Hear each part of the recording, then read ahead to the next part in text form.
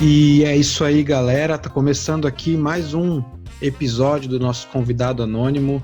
Hoje muito especial, porque se trata, na verdade, de uma convidada anônima, que é a Gabriela Carmo. Ela é advogada e mestranda em Direito lá na Faculdade de Direito da Universidade de Lisboa, lá em Portugal. E ela falou um pouquinho para nós sobre a atuação do cristão no direito ou na advocacia.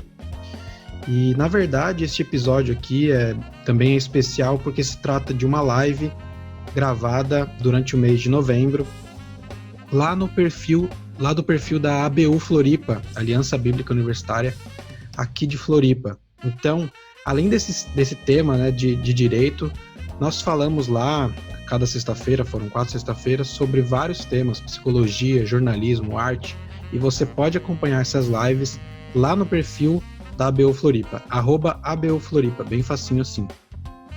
Sobre a Gabriela Carmo, nossa convidada anônima aqui no nosso 6º convidado anônimo do Teólogos Anônimos, você pode conhecê-la pelo perfil dela, @Gabrielen, com 2 L's, Carmo, conhecer ela também no podcast O Que Dizem as Crentes, e pode procurar as palestras dela no YouTube. Então é isso, eu queria agradecer a Gabriela Carmo e o pessoal da ABU Floripa, principalmente o Daniel, que autorizaram que eu editasse e publicasse esta conversa, esta entrevista com a Gabriela aqui no @Teólogos Anônimos. Então, é isso aí. Depois da vinheta você vai ficar com essa conversa que foi muito legal. E é isso. Segue lá @ABU Floripa, segue @Gabriela Carmo e segue @Teólogos Anônimos. Vamos lá. Os Teólogos Anônimos apresentam Convidado Anônimo.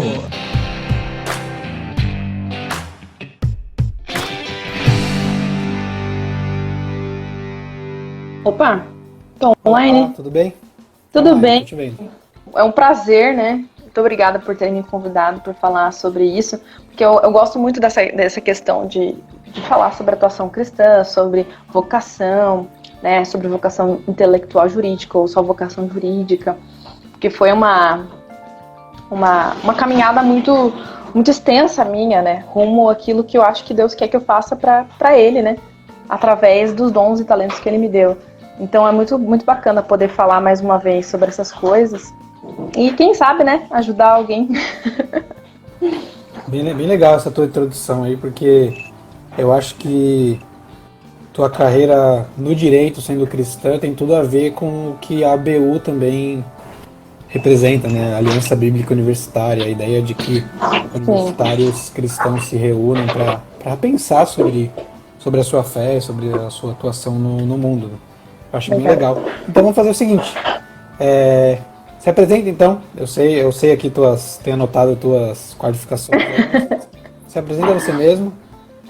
Diz aí no que você se formou, onde você se formou, no que você está trabalhando atualmente, para a gente saber aí em que área que a gente vai estar tratando exatamente aí sobre a atuação dos cristãos. Tá certo. Obrigada pela oportunidade de me apresentar também, porque toda vez que me apresentam, eu fico surpresa. Eu falo, meu Deus, eu não sabia que eu fazia tanta coisa. Então, assim, eu me apresentando, acho que dá pra ter uma visão um pouco mais real e tranquila das coisas. Mas meu nome é Gabriela Carmo, eu sou advogada, né? Fiz faculdade de Direito, mas atualmente eu me dedico exclusivamente ao mestrado, né, atividade científica, pesquisa acadêmica no direito. Eu estudo na Universidade de Lisboa, faço mestrado em Direitos Fundamentais. Eu desenvolvo pesquisa em Direito e Religião e áreas correlatas, né, a Direito e Religião, porque religião já é algo super amplo e direito é algo super amplo, então você acaba conseguindo fazer esse intercâmbio de informações e entre ciências, né, de forma muito fácil. Então, mas assim, direito e religião é a minha área maior. Dentro do direito e religião, eu sou líder do Núcleo de Estudos em Direito e Fé Cristã da Associação Brasileira de Cristãos da Ciência, né? E sou coordenadora do Observatório Jurídico da Liberdade de Religião e Crença do Centro Brasileiro de Estudos em Direito e Religião da Universidade Federal de Uberlândia. Eu acho que são as coisas que eu mais mas tô assim, mais interessa pro nosso assunto. Ah, bacana. Aqui. Bem extenso o teu. Os títulos são currículo. extensos. Eu pensei isso no último nome aí. Bem legal, bem interessante, bem legal. E durante a universidade, assim, na graduação, quais foram as maiores dificuldades que você teve como cristã, também pessoais, assim, na graduação de Direito? Bom, eu fiz uma universidade privada. Eu acho que existe uma diferença entre você fazer faculdade numa universidade privada e em uma universidade pública. Eu acho que na universidade pública existem muito mais embates, tanto em termos de política quanto em termos de religião, eu acredito. Em relação a alguns conflitos que eu acho que na universidade pública o pessoal tem mais, por exemplo, política, questionamentos em relação à fé e tal, ideologia ou coisa do tipo, eu não tive nenhum tipo de problema em relação a isso.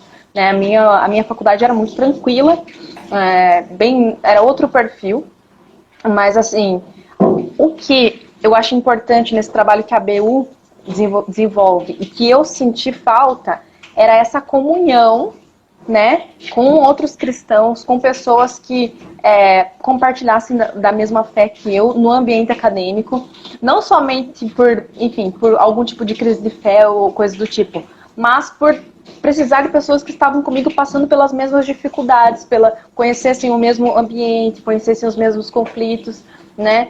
Isso eu senti muita falta durante a faculdade. Eu até ressalto, né, que trabalhos como a BU, como a CRU, com outras organizações que trabalham diretamente com estudantes são extremamente importantes para o desenvolvimento cristão do jovem, né, universitário. Então, assim, essa foi com certeza a minha maior dificuldade, e trabalhos como o de vocês têm que ser cada vez mais incentivados por causa disso, porque eu realmente senti. Para muitos, esses grupos são a única igreja, né? Para quem sai da sua cidade, às vezes, esses grupos cristãos são a igreja dessas pessoas. Né? Exatamente. E muitas pessoas conhecem Jesus através disso, né? Sim. Às vezes na universidade. Então, tem toda uma importância maior do que a gente imagina. Sim. E da tua área de pesquisa, assim, fala um pouquinho mais pra gente. O que te motivou a seguir, né, nessa área? E fala um pouquinho mais do que é e como que é a tua atuação como cristã nessa área, assim.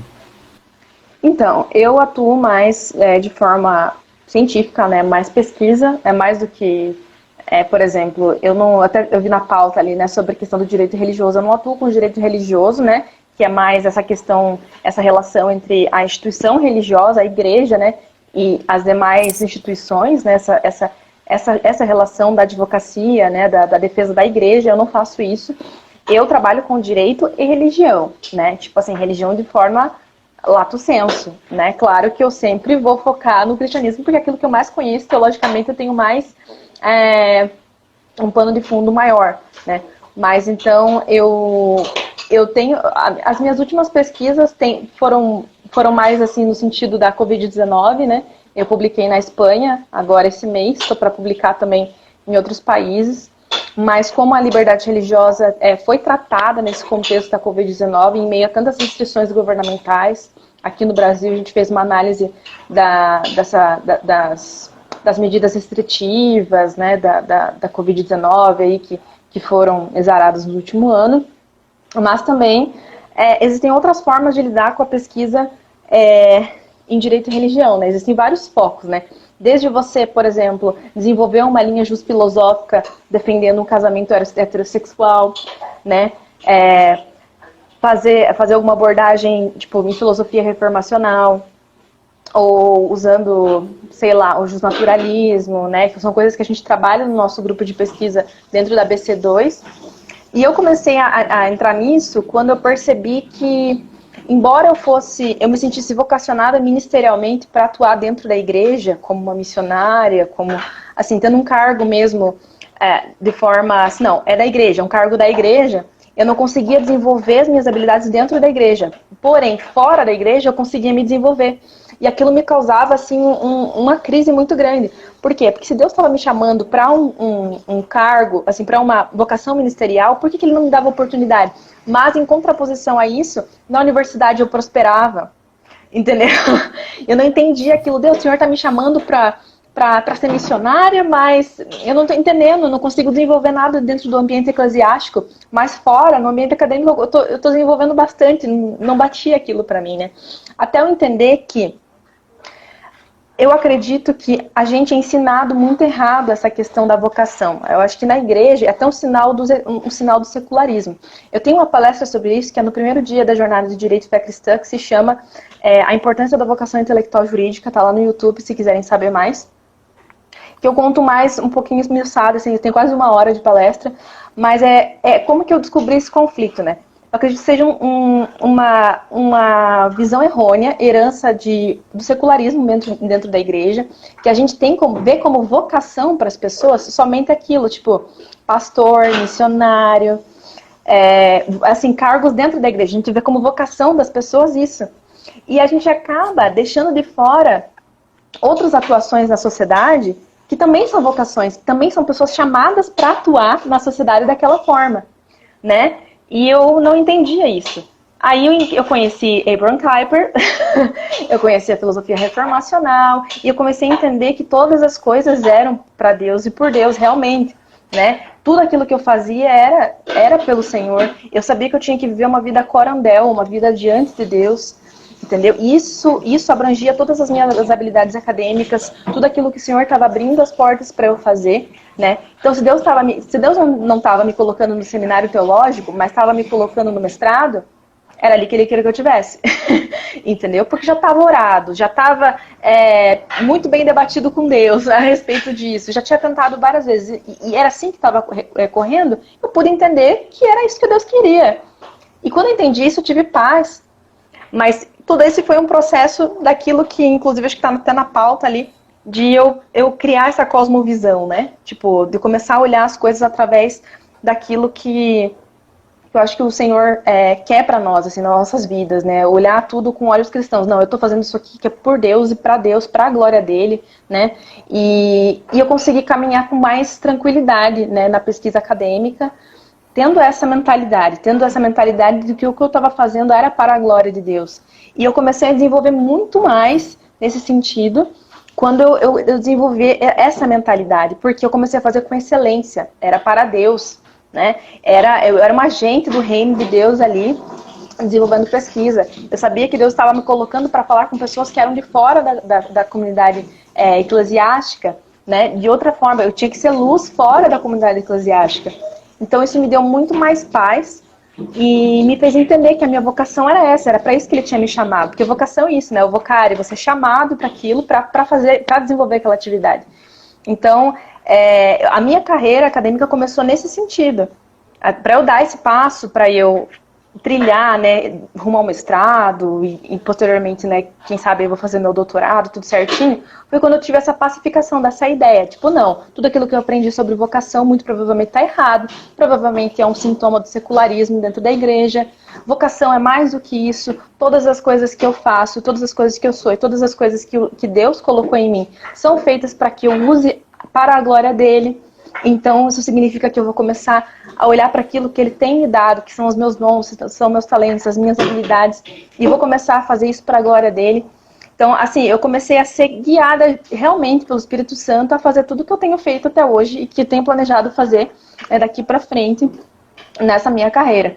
Então, assim, foi fruto de muita oração, muita reflexão e conflito e sair da caixinha, né? Sair da caixinha, tipo, não, só existe pastor, só existe missionárias. É isso que eu acredito, né? É isso que eu acredito. Existem pessoas que foram chamadas para atuar na sociedade fora da comunidade eclesiástica, né? E às vezes essas pessoas são menosprezadas dentro da igreja, sim, né?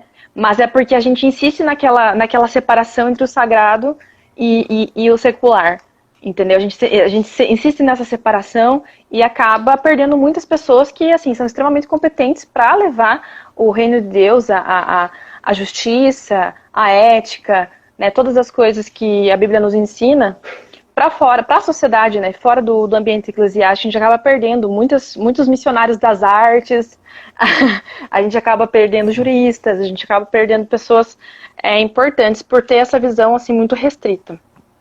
Legal. Eu vou comentar uma coisa rapidinho, que você falou do Abraham Kuyper. E a gente estudou na ABU, nos nossos grupos, o Kuyper e o Huckmacher. E eu consegui fazer duas ligações aqui, porque você falou que na tua área de atuação você trata da religião de uma forma ampla. E eu consigo ver aí a influência do Kuyper, né, que ele nunca deu preferência na atuação política dele só para o cristianismo. Ele sempre atuou de uma forma ampla, como cristão, entendo também como é a atuação política de um cristão. E eu vejo também um pouco do Huckmacher ali na ideia de procurar uma área fora do comum, né, das artes, e também de procurar uma área de escassez, talvez, de cristãos fora da igreja, assim. Achei interessante. Na verdade, essa é uma das coisas, inclusive, que eu levo como princípio para a minha vida, principalmente quando a gente fala sobre atuação cristã no direito, atuação cristã na política. Muitas vezes as pessoas acham que a gente quer, de algum modo, colonizar essas áreas de conhecimento, essas áreas de atuação, e cristianizar isso, entendeu? Mas não é cristianizar, não é dominar, né? Mas, assim, é você trazer uma alternativa cristã, às vezes, diante dessa, assim, respeitando essa pluralidade, né, de alternativas que existem, porque às vezes o que é cristão acaba sendo oprimido, né, na sociedade. Então, a gente vai a gente quer o nosso espaço também, a gente quer a nossa visão, a gente quer ter a nossa opinião respeitada, a nossa visão também usada academicamente, entendeu? A gente quer ter isso. Então, assim, sem reprimir outros, né, a gente quer assumir o nosso espaço só, respeitando essa pluralidade, né.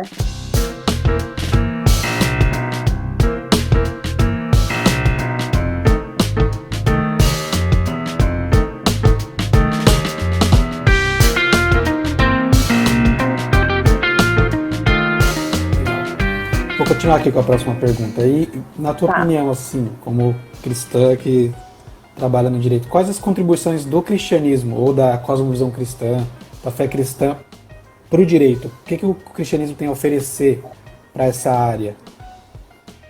Na verdade, de termos cristãos aí nessa área.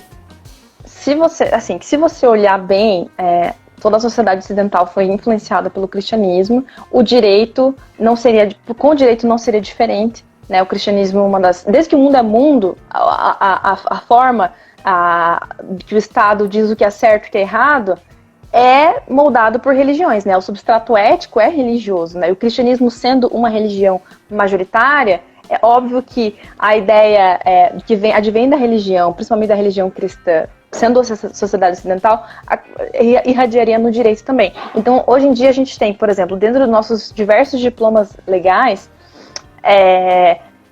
coisas que são similares com a Bíblia, né? A gente vê, por exemplo, o que é considerado errado, como matar alguém, né? Assassinar, o homicídio na Bíblia equivale ao que está no Código Penal, né? Dentre outras similaridades que a gente vê no direito tributário, no direito constitucional, enfim, de várias formas. Então, assim, o cristianismo ele está muito presente no direito, muito presente no direito, mas o direito ele não pode ser um direito cristão, não um direito cristianizado.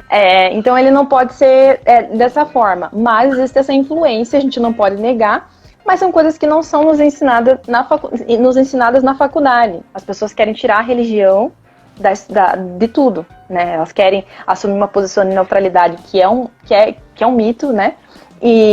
Mas elas querem assumir, mas às vezes acabam tendo um posicionamento na verdade, de ojeriza a religião, né? Ela, na verdade, não quer ser neutra, quer afastar a ideia religiosa de vez daquilo. Então, isso não é ensinado pra gente na faculdade, e às vezes a gente não consegue ver Deus, a gente não consegue ver Jesus, a gente não consegue ver a Bíblia na nossa área de conhecimento. Então, eu acho importante fazer esse tipo de resgate, né, na história do direito, na filosofia do direito. Eu acho muito importante para que a gente consiga perfilhar caminhos, né, que estejam coerentes com a nossa fé cristã, premiando essa pluralidade de ideias, claro, sem ter que se submeter a outras agendas, a outras visões que não fazem parte da fé cristã, entendeu? Então, assim, claro que você pode também ver graça comum, né, nas outras coisas, óbvio, mas, assim, eu acho importante, por exemplo, eu comentei esses dias sobre o direito de família, né? Uma das maiores doutrinadoras, né, uma das maiores escritoras de direito de família é Maria Berenice Dias, e Maria Berenice Dias, ela fala, assim, coisas absurdas, e ela é uma super autoridade no direito de família. Ela tem aquele lance da afetividade, né, da família por afetividade, entre outras coisas que não condizem com a fé cristã, mas essa mulher, ela é uma autoridade no direito de família. Se eu, sendo cristã, não colocar, por exemplo, numa peça minha ou num trabalho meu acadêmico, que for do direito de família, ela como referência, a minha nota já vai ser mais baixa, porque ela é uma super autoridade, ela é uma fonte primária do direito de família, entendeu?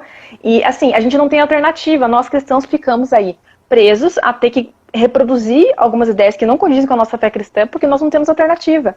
Entendeu? Então, no campo acadêmico, é muito importante que a gente tenha pessoas que tenham a cosmovisão correta, que vivam o evangelho, que queiram desenvolver academicamente teorias, né, que respeitam a nossa fé dentro do direito, claro, sem oprimir, né, as outras formas de pensar, né, mas para que a gente não fique preso a essas outras ideias e tenha que reproduzir isso, enfim, porque é obrigatório.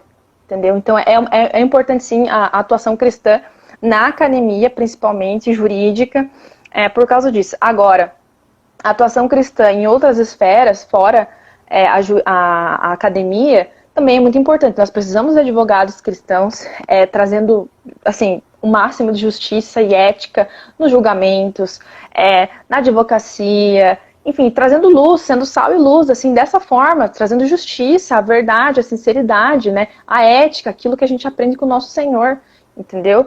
Então, assim, existem várias formas que um jurista cristão pode fazer isso, mas, assim, cabe a pessoa escolher o caminho dela. O meu foi a academia, né? Legal. E para você acha que tem diferença? Se sim, quais seriam as diferenças de um jurista cristão, por exemplo, um jurista não cristão, talvez dê para estender aí para o advogado também. O que mudaria na atuação, ou na argumentação, ou não sei, na pesquisa? O que muda? Você quer, talvez seja uma pergunta difícil, mas qual que seria a diferença? Eu acho, hoje que eu tenho mais amigos cristãos que atuam comigo, né, junto de mim, e eu também tenho colegas que não são cristãos. Assim, claro que a gente sabe que tem muitas pessoas que não têm religião, que às vezes são melhores do que pessoas que têm religião, né?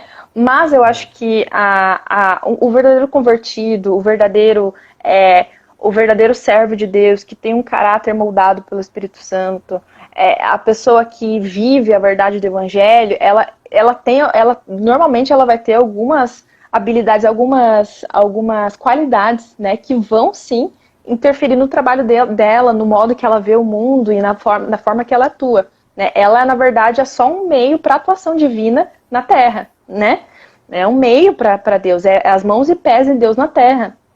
Então, assim, a diferença, eu acredito que hoje eu vejo, é essa forma mais honesta de lidar com as coisas, a forma mais cuidadosa, a forma mais ética, a forma de, às vezes, ter que se negar a si mesmo, negar o ego. O meio jurídico ele é um meio muito egoístico, é um meio muito, assim, vou falar com todas as letras, assim, é um meio de status, né, um meio assim, meio arrogante, a gente sabe disso, tem toda essa coisa jurídica que envolve o meio, que é muito difícil, às vezes, isso acaba gerando algumas dificuldades desnecessárias.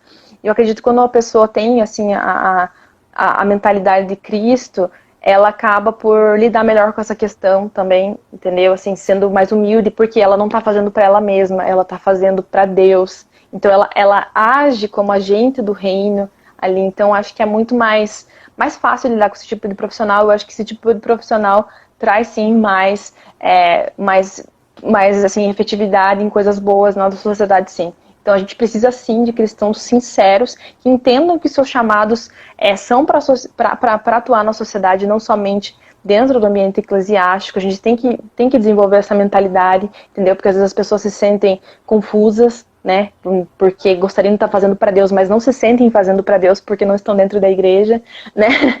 Então, assim, para a gente poder trazer essa transformação mesmo na sociedade, eu não acredito que a gente vai, enfim, mudar a sociedade e vai tudo ficar ótimo e bem, mas a gente vai amenizar e vai trazer a luz de Cristo para onde a gente estiver colocando os nossos pés, entendeu? Legal. Vamos passear aqui nos temas, talvez a gente volte a falar um pouquinho mais de cosmovisão, assim, nesse sentido, né, da vivência cristã nesse meio.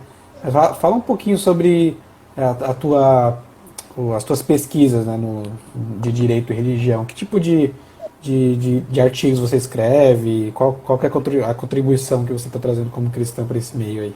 Já que é a tua área, né, que você está atuando. Então, eu tô inserida em alguns projetos diferentes, né? Como eu vivo exclusivamente para pesquisa, eu acabo tendo, digamos assim, tempo para poder estar envolvida em várias questões na academia. Mas, assim, eu comecei em 2017, 2018, mais ou menos, comecei a querer, não, vou entrar, o que é cosmovisão cristã aplicada ao direito? Tipo, uma coisa mais simples, assim. Hoje eu tô terminando a minha dissertação, né, eu tô fazendo a minha dissertação, que é uma análise da liberdade religiosa no contexto da Covid-19 no Brasil e fazendo um comparativo com outros países também. Esse é o meu grande projeto, né, na verdade. Publiquei um artigo sobre isso na Espanha agora, vou publicar o livro. Estou para lançar 3 livros também, são mais na área de filosofia do direito e direito constitucional agora. Também estou me envolvendo agora com pesquisas em biodireito e direitos humanos, porque existem muitos conflitos éticos que afetam diretamente a nossa fé, né? Por exemplo, desde a questão do aborto até uma questão tipo de fertilização in vitro ou coisas do tipo, são questões que me envolvem bastante, assim, e estou fazendo parte de grupo de pesquisa a respeito disso. Que mais? Eu faço tanto observatório jurídico da liberdade de religião e crença também. A gente faz um monitoramento mundial de notícias e casos, né, julgados que envolvem direito e religião, desde discriminação, desde, enfim, ofensa à liberdade de expressão e religiosa. Enfim, de várias formas a gente faz essa análise mundial mesmo, assim. Isso está sendo trabalhado e postado no site do observatório. E, claro, né, a gente busca também ter uma comunicação não violenta em tudo isso, porque como eu não estou lidando só com a fé cristã, estou lidando com religião de forma geral, a gente também tem esse cuidado muito específico dentro do nosso trabalho, assim. Eu acho que é isso, não estou mais lembrando de muita coisa. Fora o Núcleo de Estudos em Direito e Fé Cristã, né, gente, quem for do direito está convidado, coloca lá, @Direito e Fé Cristã aqui no Instagram. A gente é um grupo de estudos da ABC2, da Associação Brasileira de Cristãos da Ciência. A gente atua de 3 formas, são 3 linhas, que é liberdade religiosa, direito natural e filosofia reformacional. A gente tem 3 abordagens para lidar com essas questões envolvendo direito e religião, direito e cristianismo. E, enfim, está sendo bem gostoso, assim, a gente tem produzido acadêmica, a gente tem uma equipe de pesquisadores fixa só para publicar, só para a gente ocupar esses espaços na academia que estão vagos, né, em relação aos cristãos. Então a gente está formando uma equipe, a gente formou uma equipe para poder publicar, para poder, quem sabe, aí, ser futuros professores, né, futuros líderes na área acadêmica do direito, ensinando para eles filosofia do direito natural, filosofia reformacional. A gente está equipando pessoas para poderem atuar posteriormente. Eu acho interessante, você já tocou nesse assunto, e tem tudo a ver com o que você acabou de responder, que é essa ideia de que os cristãos, né, geralmente é com cristãos que a gente ouve essa balela de que os cristãos não têm que misturar religião com política, com direito, por exemplo. Só que é uma grande mentira, porque todas as pessoas colocam a sua cosmovisão, os seus pressupostos na hora de argumentar, na hora de defender algo. E é como se só os cristãos devessem deixar de lado sua visão de mundo para atuar na política, para atuar nas discussões, por exemplo, sobre aborto. Você não pode misturar a religião. Não, mas você mistura a sua não religião na hora de dar sua opinião sobre aborto. A tua visão antropológica do ser humano, a tua visão do que é vida, isso interfere na tua opinião. E aí eu tenho que ter o direito de dar a minha opinião. E aí é legal ver a tua fala, porque o Huckmacher, né, lembrando de novo, ele fala de uma coisa bem legal, que os ateus eles não ganharam, entre aspas, né, o mundo pregando, eles ganharam o mundo trabalhando. E na verdade é o que você está mostrando pra gente, né? Você está trabalhando, você está fazendo um trabalho de defender a tua visão de mundo, mas academicamente, com qualidade, com argumentação, até porque a fé cristã não é uma fé burra, né? Uma fé não intelectual, é uma fé também que envolve o racional. É bem interessante essa tua atuação. Você está trabalhando, você está se envolvendo no mundo com qualidade, servindo a Deus e servindo ao mundo também. Porque às vezes a gente acha que Exato. fazer algo de bom pelo mundo não é servir a Deus. Né? Foi Deus que fez o mundo, gente. Mas assim, isso aí é muito... Até esqueci o que eu ia falar agora. Eu vou relembrar aí o que eu ia falar. Até me fugiu aqui. Tá bom. Você falou um pouquinho das instituições aí que você participa. Fala um pouquinho da sua atuação. Parece que você já atua na Júri também, né? Fala um pouquinho do que é. Então, e a ABC2. Qual que é a importância dessas instituições para o cristianismo e para o direito, né? Principalmente.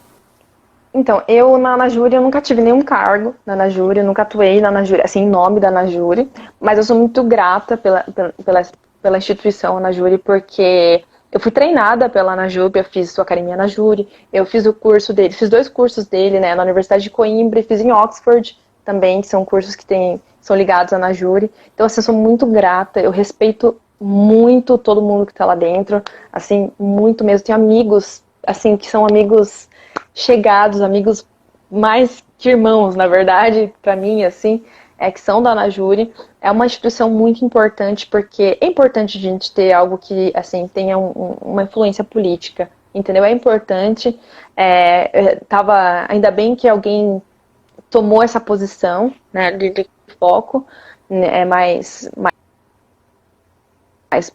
de influência política e de outras formas também, eles atuam de outras formas, né? Mas, assim, eu acho que agora, até onde eu tenho visto, esse é mais o foco. Mas, assim, eu nunca atuei em nome da instituição. Eu só fiz treinamento deles, assim, e tenho muitos amigos lá e respeito demais, assim. Eu costumo falar, eu não cuspo no prato que eu comi. Deus me livre, assim, não cuspo no prato que eu comi. Agora, a ABC2 é a minha instituição atual, assim, que eu sou associada e que eu sou líder dentro da associação. Então, assim, eu posso falar mais, assim, eu acho, porque realmente eu já conheço mais o pessoal lá dentro e tomo decisões, né, a respeito do trabalho. Assim, o nosso foco ele é mais acadêmico mesmo, que era mais aquilo que eu queria mesmo, né, tipo, mais desenvolvimento de pesquisa e ensino, né, pesquisa e ensino, porque a gente está capacitando pessoas, então, assim, é mais nesse sentido. E tem sido muito, muito frutífero, porque você não tem ideia de quantas pessoas que já vieram falar comigo com o mesmo conflito que eu tive, que eu contei para vocês aqui no começo, que foi o que me levou a entrar na minha carreira acadêmica. Muitas pessoas vieram a mim com esse tipo de conflito. E através do grupo, através do trabalho que a gente tem desenvolvido, né, através das jornadas, dos seminários, das reuniões. Então, assim, isso tem sido muito gratificante. Assim, eu acho que esse é o nosso foco, esse é uma das coisas que Deus tem usado tem nos usado para fazer, né? Esse despertamento intelectual, acadêmico, do pessoal do direito, né? Porque, lembrei que ia falar aquela hora. Por quê? Você falou assim na questão, tipo, tem uma questão, por exemplo, do aborto, né? A gente não pode chegar no STF com a Bíblia. A gente não pode falar, né, porque que aborto é pecado, então a gente não quer. Não, a gente vai ter que construir todo um argumento, né, filosófico, jurídico. A gente assim, algo que exige mais do que só a religião, só os nossos preceitos religiosos. Claro que a gente vai fazer aquilo através da nossa cosmovisão, olhando, né, através da nossa cosmovisão, mas a gente vai ter que usar as outras ciências, né? A gente não pode chegar com a Bíblia diante do Supremo Tribunal Federal, né? E eu acho que o grupo tem sido uma certa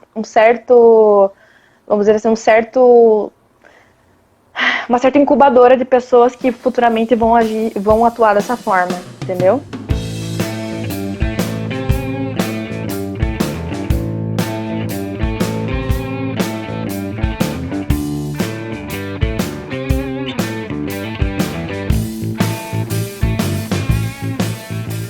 vou fazer uma última pergunta, assim, mais na área de cosmovisão. Porque tem muita gente que, a gente vive falando, né, de cosmovisão, mas ainda tem muitos cristãos que ainda não tiveram acesso ainda à literatura sobre isso. Como que você acha, se você acha que sim, né? Como você acha que entender cosmovisão e depois cosmovisão cristã pode ajudar nessa relação do direito, né, na tua área, direito e fé, ou direito e cristianismo? Como que o conceito de cosmovisão te ajudou, por exemplo, a entender isso? Talvez tenha a ver com a ideia do Abraham Kuyper lá, mas como que, propriamente dito, essa cosmovisão te ajudou? Na verdade, tá tudo interligado, né? Eu acho que, assim, quando eu conheci o conceito de corandel, que é a minha vida diante de Deus, minha vida perante Deus, né, e que eu tinha que viver para a glória de Deus, e que todas as coisas eram para Ele, que não tinha 1 centímetro quadrado, né, que Cristo não pudesse dizer que não é dele, eu acho que aí é que eu comecei a compreender essa ideia de cosmovisão, entender toda a minha realidade, a totalidade, né, através dos meus princípios cristãos, através dos meus ensinamentos cristãos, entendeu? E aí eu acho que eu tive paz, né, para poder agir mediante esse princípio, né? Tipo, não, eu tô fazendo para Deus, tô fazendo com excelência, tô fazendo porque isso aqui vai ter uma importância para a sociedade, isso vai ter uma importância para o meio cristão também, entendeu? Eu acho que é uma coisa que, assim, só falando realmente às vezes abstrato. Eu acho que é uma transformação de coração mesmo. É uma coisa assim que exige oração, exige entrega a Deus. Não, eu vou fazer com que cada fio de cabelo meu seja dedicado para a glória de Deus.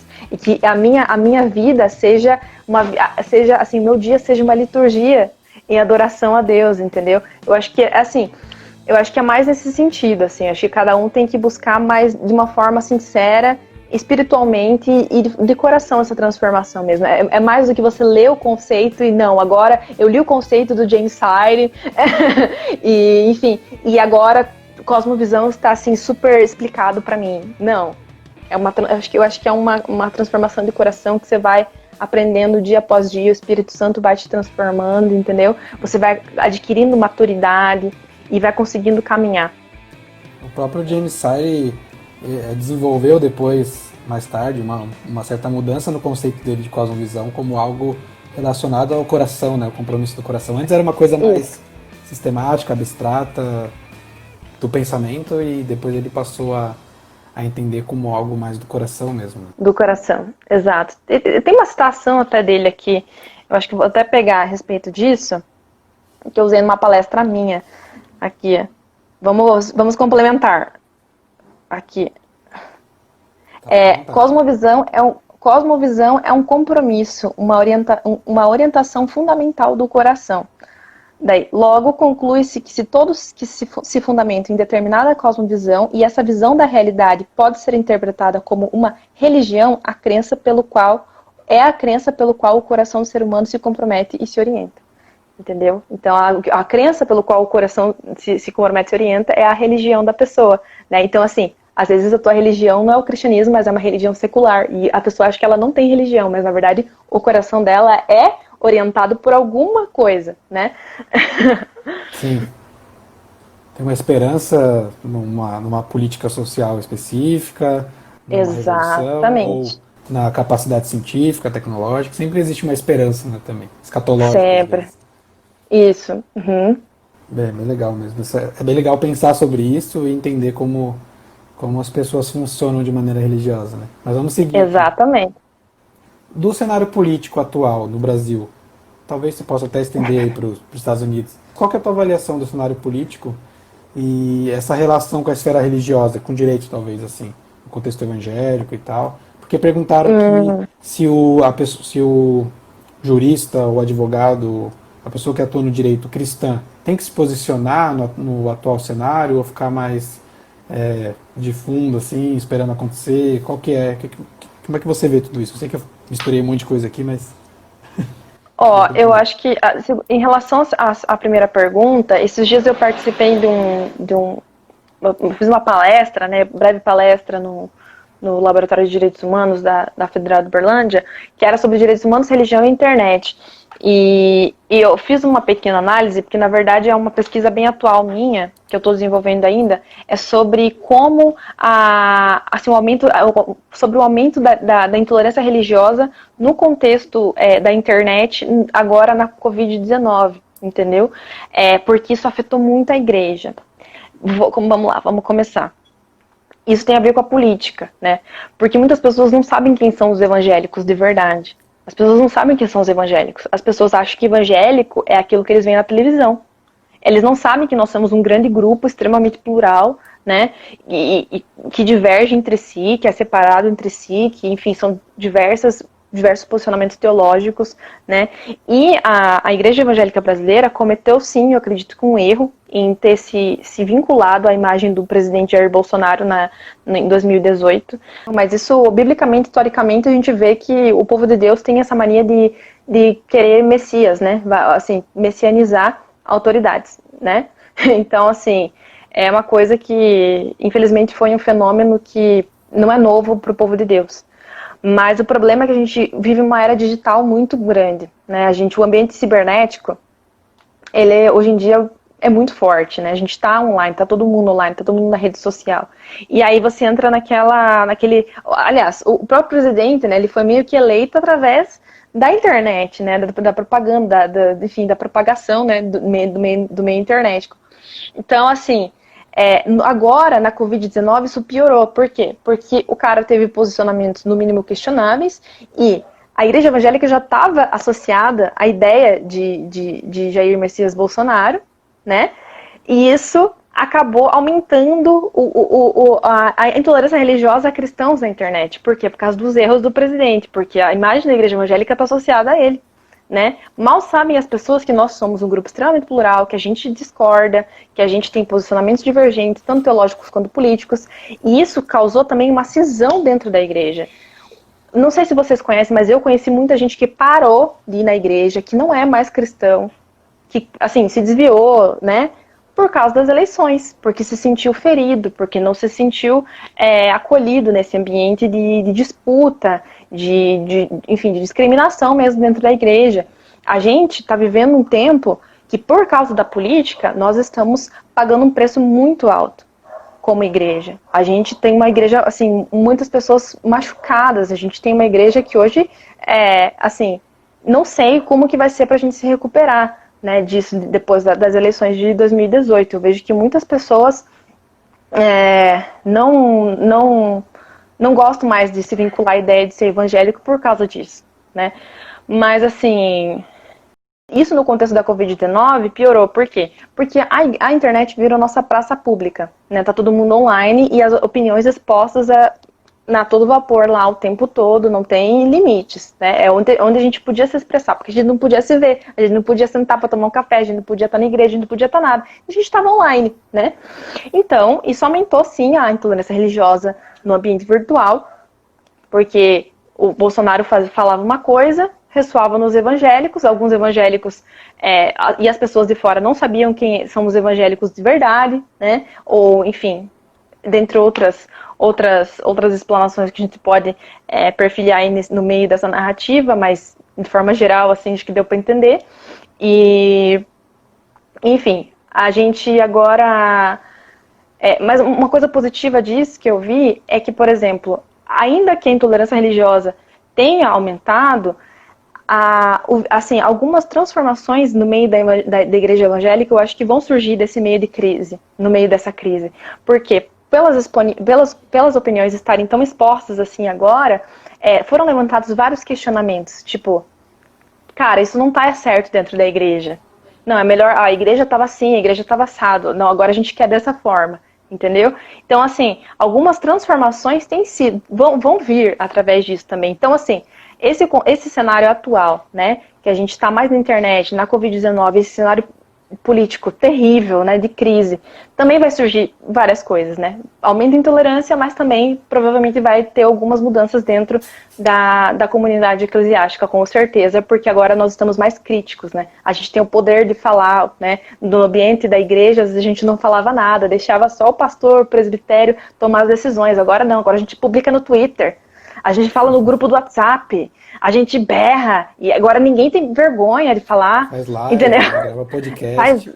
Faz live, tanta, como diz o Thiago Cavaco, tanta gente inteligente, né? Tanta gente tem que fazer podcast, tem que fazer, nossa, quanta coisa, entendeu? Tá todo mundo assim. Então eu acho que isso vai trazer transformações positivas também para a igreja evangélica, e isso surge também dessa crise política aí que a gente vive, né? Sim. Agora a outra pergunta eu não. Agora a outra pergunta eu não lembro qual que é. Mas tinha a ver com isso, né? Acho que era se o jurista, se o advogado, se o especialista em direito que é cristão, ele tem que se posicionar, se ele tem que atuar, ou se ele tem que ser neutro, digamos assim, né?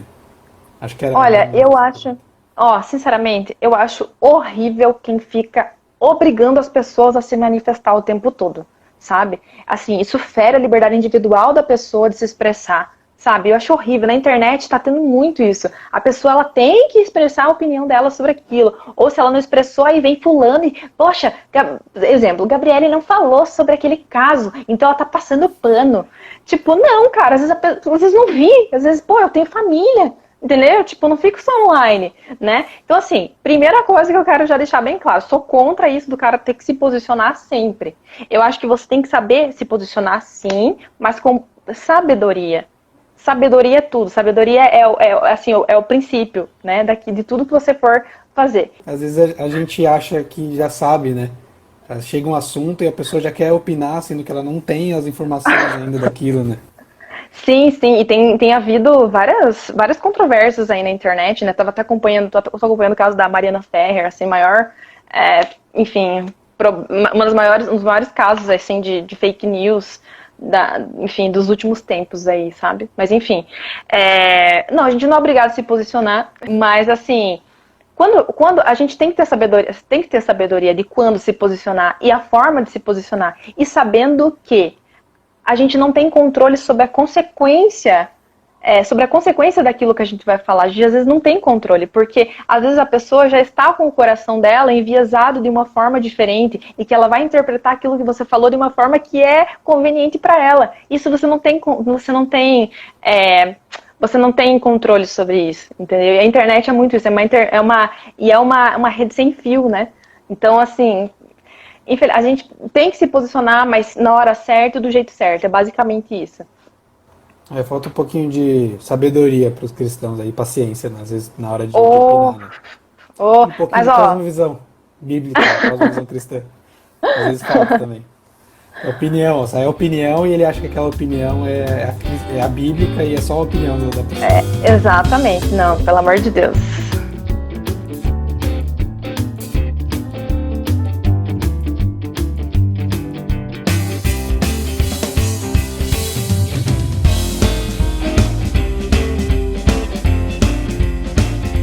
Para finalizar, Gabriela, antes das perguntas do pessoal, se é que vai ter, qual a dica que você dá, que conselhos você dá para quem quer estudar direito e é cristão, ou para quem já está estudando, ou para quem terminou e está meio perdido, sei lá, tá achando que não dá para ser cristão e advogado, por exemplo, ou advogado é cristão e acadêmico?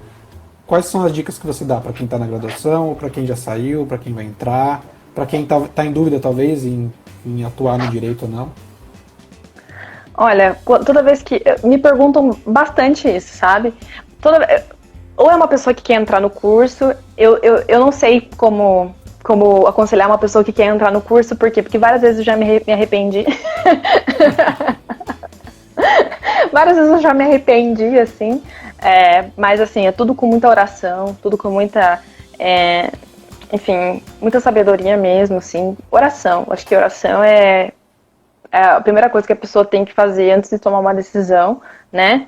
E procurar estar junto de pessoas que estão trilhando o caminho que ela gostaria de trilhar, entendeu? Então, no caso, agora a gente tá tendo um ajuntamento de cristãos no direito, né?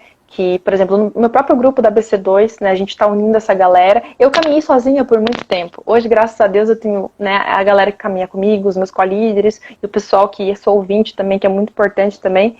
E buscar estar perto das pessoas que estão trilhando o caminho que você quer trilhar também. Orar muito.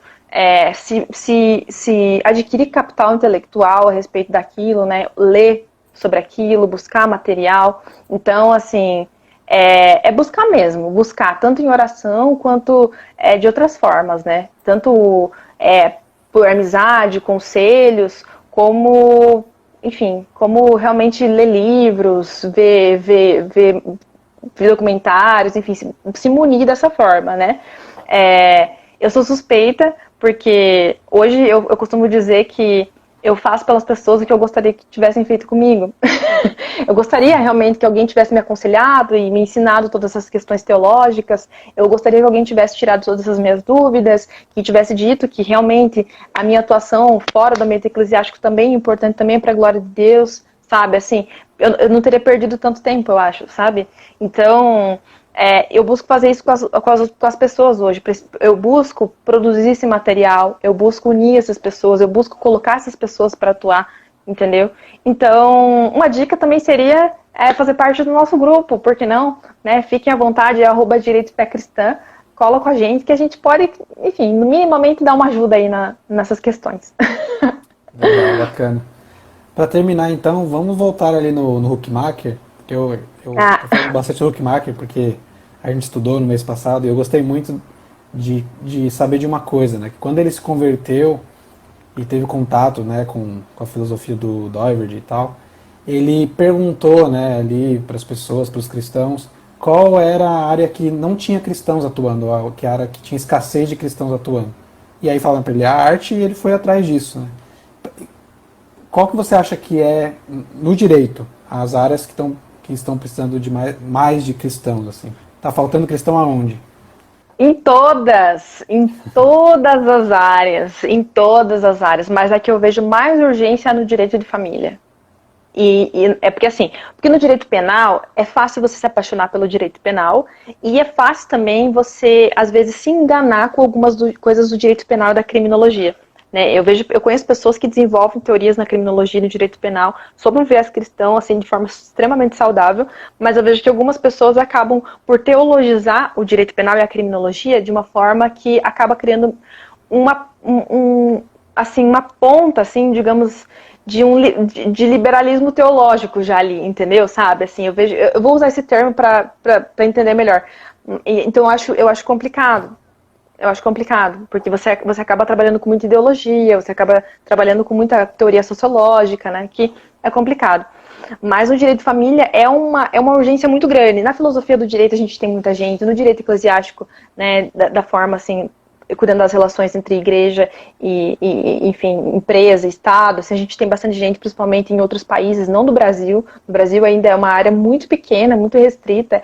Eu costumo dizer que parece que o Brasil é uma fazenda nesse sentido, sabe? Tipo, é realmente muito escasso em todos os sentidos, mas o direito de família é uma urgência mesmo, porque a família é uma instituição muito importante, né, para a nossa sociedade. E aos poucos a gente vê que ela está ruindo. Então, assim, eu acho que se eu fosse escolher uma área, embora todas estejam precisando, o direito de família, com certeza, para mim é o que tem mais urgência. Legal. Gabriela, eu queria agradecer sua presença e foi muito legal mesmo o papo, bem legal conhecer um pouquinho. Eu mesmo não conhecia assim muito a atuação cristã no direito. A gente ouve falar dessas associações, dos estudos da ABC2, a gente conhece, mas nunca tinha falado com ninguém assim especificamente. Bem legal. Que eu tô bom. na minha luta aqui na filosofia, aqui na UFSC, tem sido bem legal também. Mas imagina, eu adoro. Quer Adoro falar mais alguma filosofia. coisa? Dá um recado? Não, eu acho que assim, de algumas coisas que foram faladas hoje, por exemplo, eu tenho um podcast só meu, que é Gabriela Encarmo Prazer, tipo, eu não tinha outro nome pra colocar, mas coloca lá no Spotify, e tem Direito ou Teologia, é um episódio que eu conto a minha caminhada entre direito e teologia, e, enfim, todas essas questões que eu falei aqui de forma mais detalhada, tá? Eu vi que a minha história todo mundo pede pra contar, e eu acabei gravando, tá bom, ouve esse podcast que tá tudo lá. E a minha palestra na Jornada de Direito e Fé Cristã, que é no dia 1 também, que é a importância da vocação intelectual jurídica cristã, que é bem bacana também para entender melhor o que eu penso, o que eu falei aqui de forma mais detalhada. Legal, bacana. Deixaram um recado aqui sobre uma pós-graduação que a ABC2 vai abrir, então fiquem de olho lá nas redes sociais da ABC2 que vem coisa boa chegando aí. Obrigado, Gabriele. Obrigada, gente. Deus abençoe, viu? Obrigada pelo Semana que vem, convite. galera. Tchau, tchau. Tchau.